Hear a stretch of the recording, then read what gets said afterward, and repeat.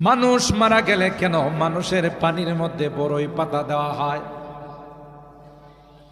কারণ আল্লাহর হাবিব যখন মেরাজে গিয়েছিলেন তখন শেষ স্টেশন যেখানে ছিল সেটার নাম ছিল সিদরাতুল মুনতাহা। সিদরাতুল মানে হলো বড়ই গাছ। জান্নাতে যাওয়ার যে রাস্তা আছে রে, রাস্তার দুই পাশে আল্লাহ কুল গাছ বড়ই গাছ লাগাই রাখছে। আরো জোরে সুবহানাল্লাহ কম। দুনিয়ার মানুষ তার পানির মধ্যে বড়ই পাতা দিয়া ওই পানিটা গরম করে, পানিটা দিয়া গোসল করায় আর আল্লাহরে কয়, আল্লাহ জান্নাতি গাছের পাতা দিয়া পানিটা গরম করছি।